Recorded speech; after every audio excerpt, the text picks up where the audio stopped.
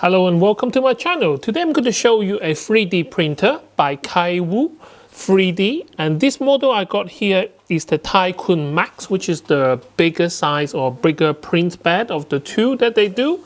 This one can do 300 by 300 by 230, and the smaller one can do 240 and the same height of 230. I was hoping to find a printer that any new user or inexperienced user can master very quickly. I've been following this company for a while now, since they have the Kickstarter, and basically they have most of the good stuff or most of the good bits from all different manufacturers put into one. For this video, I'll try to be in the mindful of people who have never seen a 3D printer before.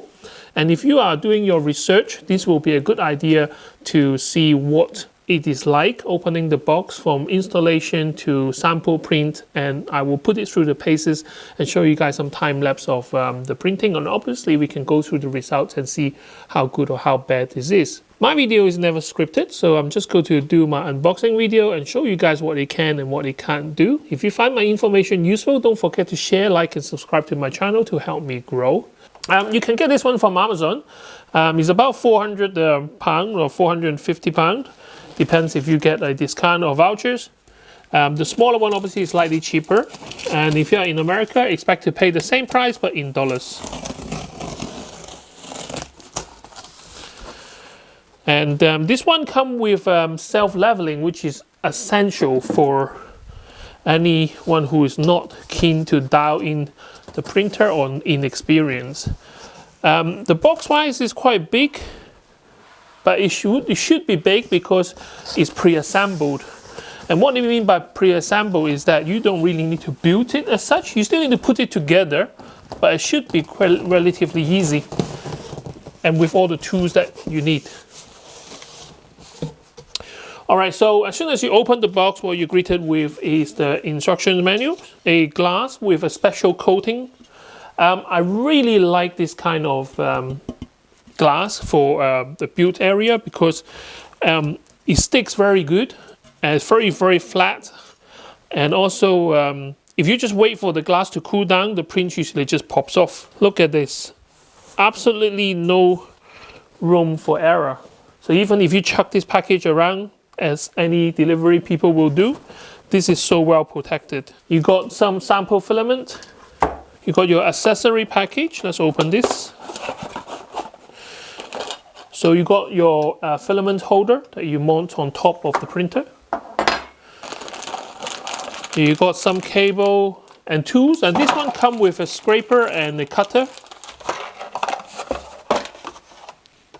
And I don't want to lose anything, so I'm going to really help trying to group them together.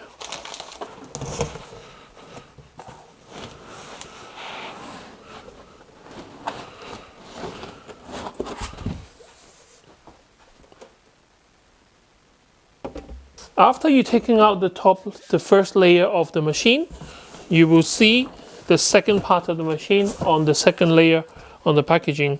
So this is the print bed, so this is the base, and this is the actual machine as well. The orientation is that you will stand this one up like that, and then the bed will go this way. So you got the printer like this going up and down, and then you got a flat bed lying across it. And then you got the 3-pin plug for the power supply. And that's it. So this is everything which comes with the printer. Compared to some other 3D printer that you need to build like bits by bits, then this is relatively simple, I would say. It will still require some kind of like a knowledge on how to put this together. For example, you got some plugs for each of the motors, the sensor that you need to combine together, which I'm going to read the instruction before I attempt to put it together. But I will show you guys every step of the way, maybe do a time lapse just to save some time, and then go into the setup and then maybe do some few test prints. So the first step to put this together is that to raise the printer head so that you can slide the base into the area. So what you need to do is just pull the belt gently to move the printer head up a little bit so that you can slide this one across. Yeah, make sure the motor is on the rear of the printer, so the orientation is going to be like this. Just slide it through. Once it's installed, it's going to be something like that. So now we need to turn the printer upside down and then screw these screws through the bottom rail and then hold the base and the printer together. Now the printer already got 2 handlebar here, which is really handy. And I do like the yellow cover here, which makes it stands out quite well. One of the reasons why I say this printer got the best of other printers is that look at this bottom rail. This is really good because it's so rigid that it doesn't move about.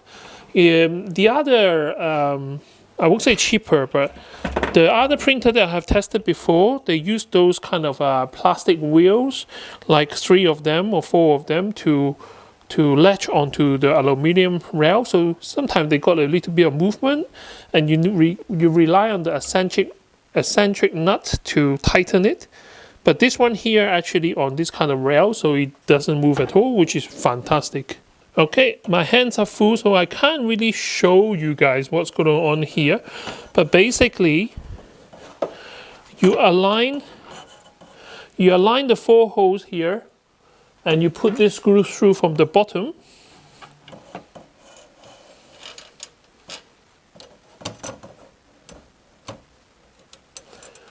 Which is always fun. Let me get the right size. I think it's this one here.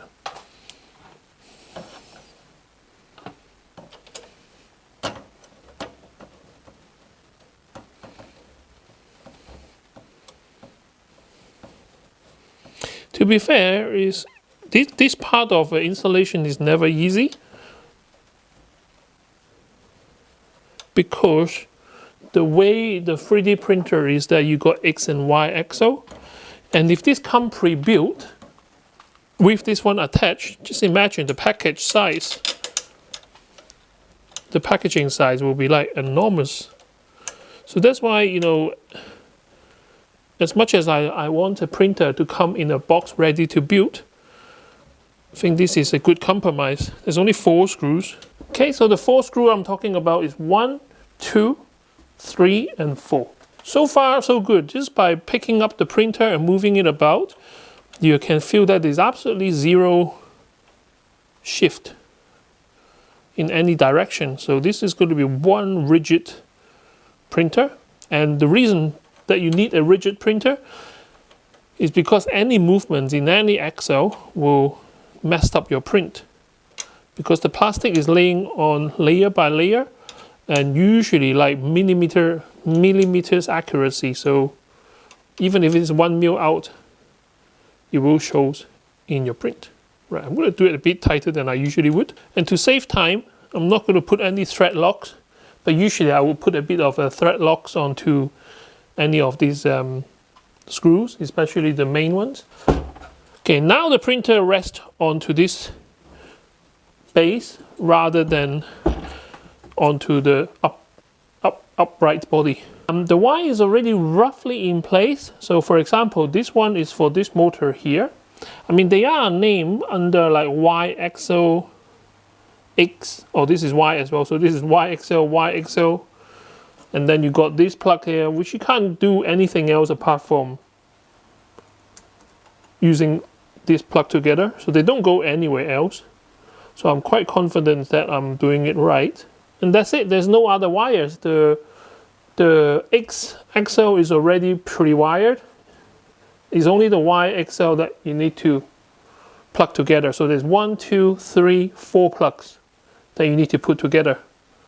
Okay, I'm just moving it around, just checking, making sure nothing catches and nothing is going to pull the wire apart and such.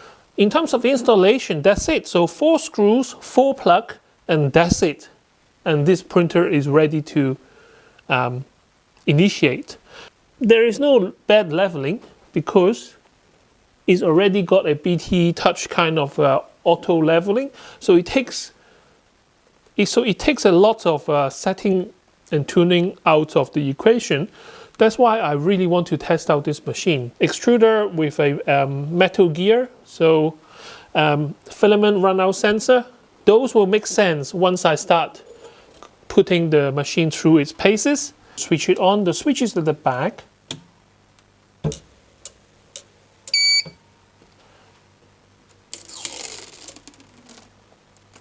So I'm greeted with printing, setting, and tools. To finish setting up the printer, you go to Tool and then go to Home. And then you go to All.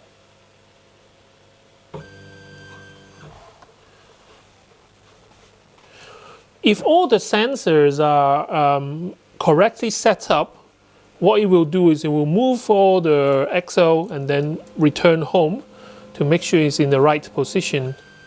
So the clever thing is, I thought it's going to crash into the glass and break it, but obviously, because of the auto sensor that is built into the printer head, when it touches the glass, it knows that it needs to stop, and it will stop.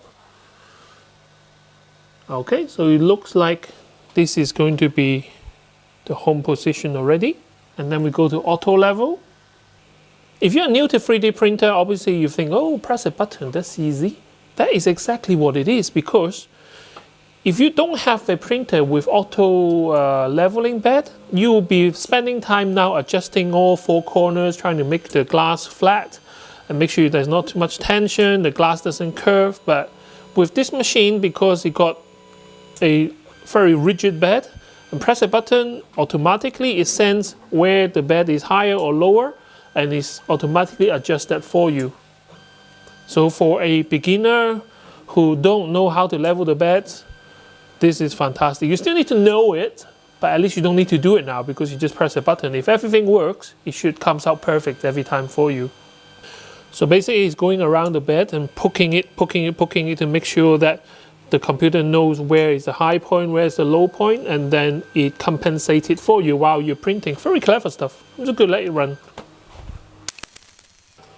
Okay, it looks like it finished measuring all the points now. So, oh, by the way, I did it when the bed is cold. So I know some people will say do it when the bed is hot. I think that is true as well, but I'm going to go through all that function, and then maybe we'll do one before, and then we will see what happens. Okay, so next is to load up the filament. So you got plastic in a wheel like this.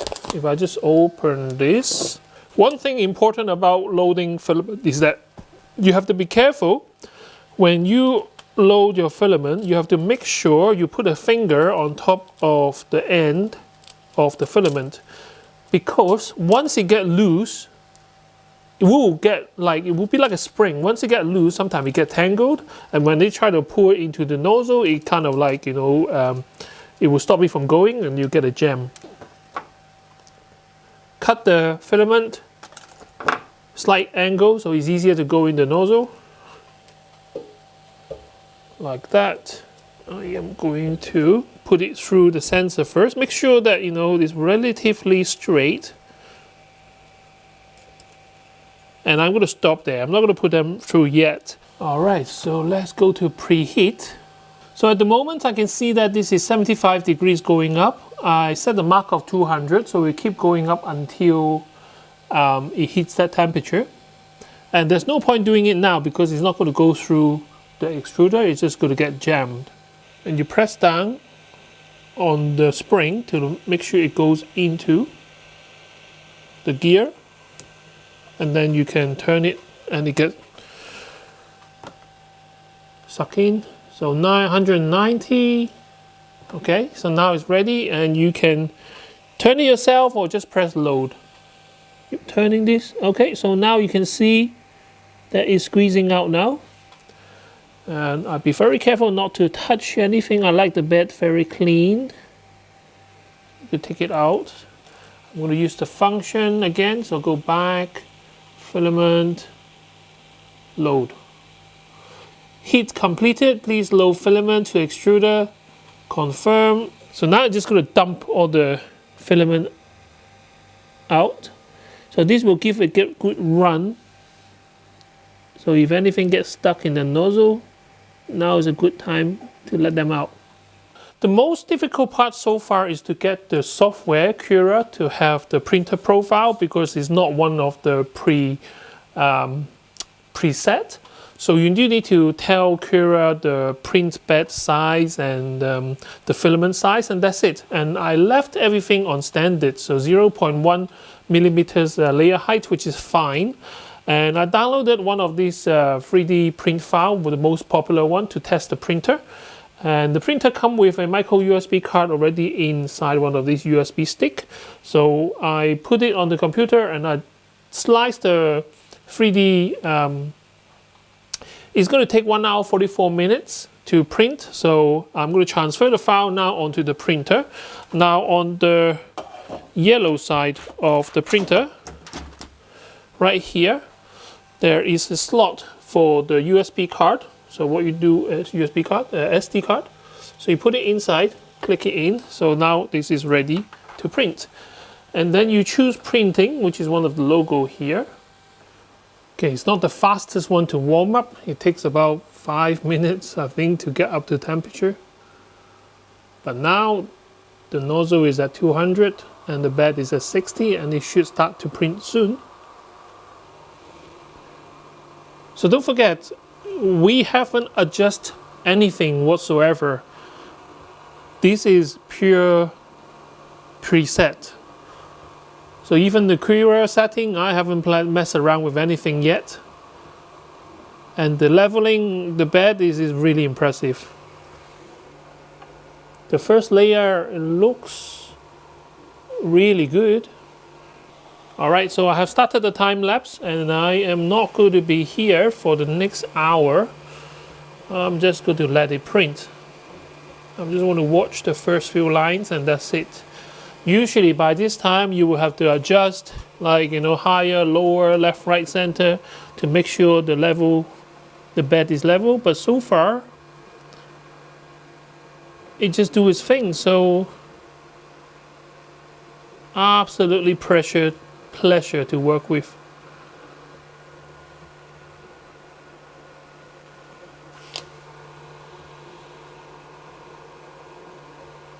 There's no gaps between the layers.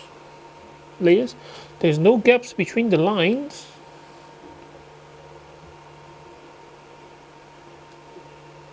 Okay, I'm happy to leave it alone.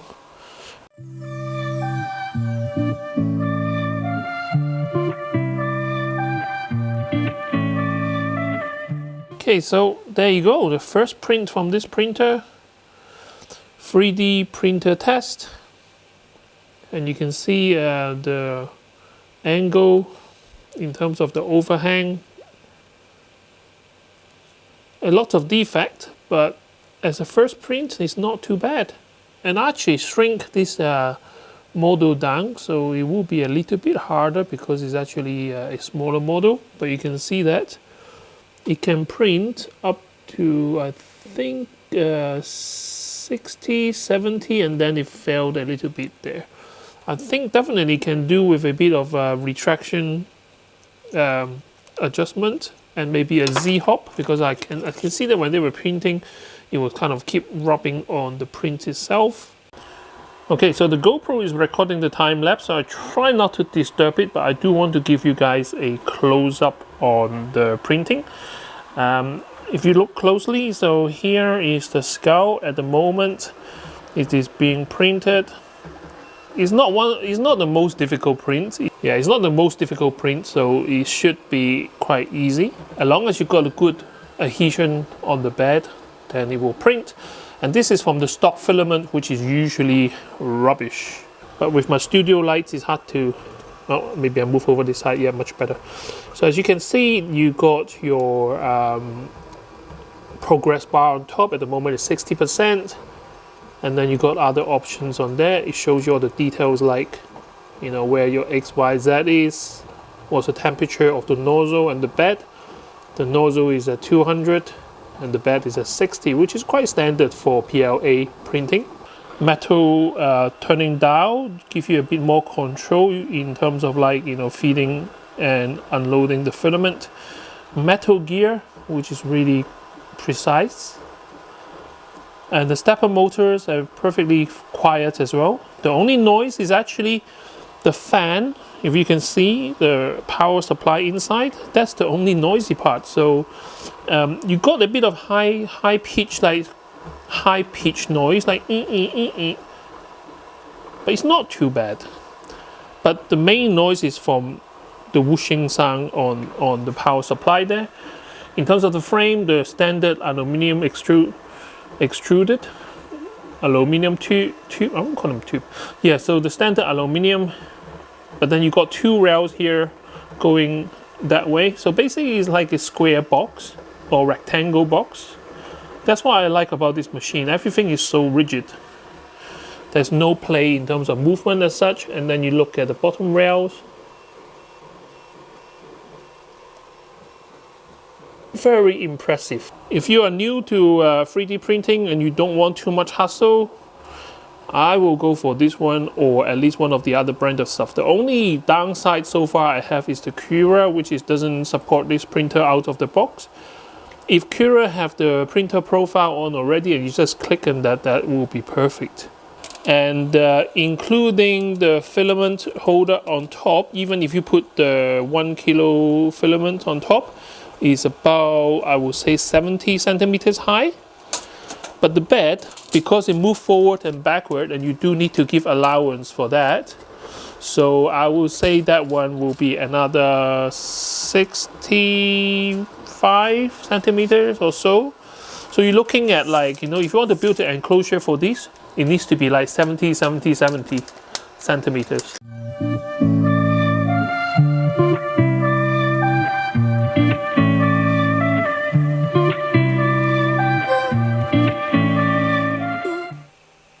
Okay, so here's my print, 12 hours 49. It takes quite long, but this is how average prints of this size will take anyway. But let's have a look and see what we printed. So I printed this. Basically, I just downloaded it from Things Universe.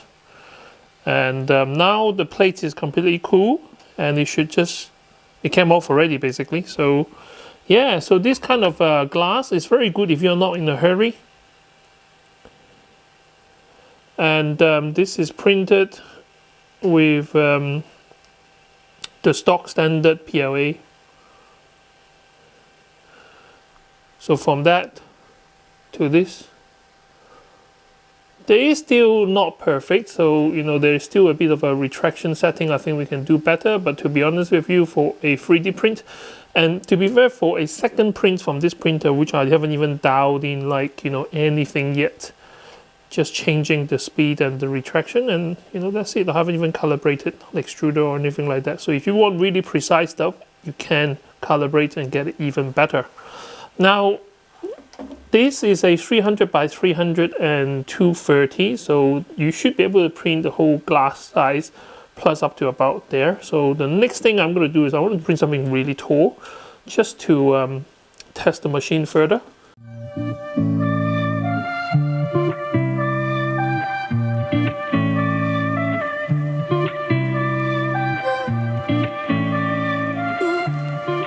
Anyway, so here is my print. It needs to be cleaned up because I printed with support. So a lot of these are just satisfactory. A lot of this is like just printed, so you just need to peel them off. And this is why the this pair of cutter comes with the printer. Is very useful for this kind of things. You just break off all the support bit by bit without damaging your model. I'm purely thinking as a person who have never done 3D printing before. You just download something from the internet like I did, put it in the machine, and it comes out.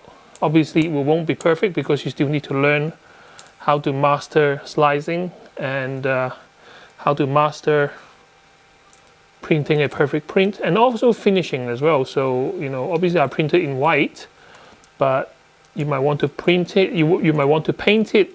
If you play Apex Legends, then you will know what this is. This is like an heirloom.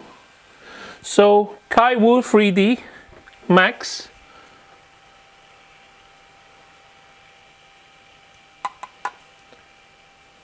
Out of the box.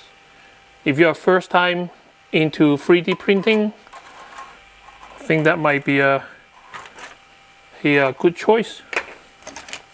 It comes with, I didn't show you guys, but it comes with like some tools that you might need. For example, if you have any prints left on the glass, try not to scratch the glass.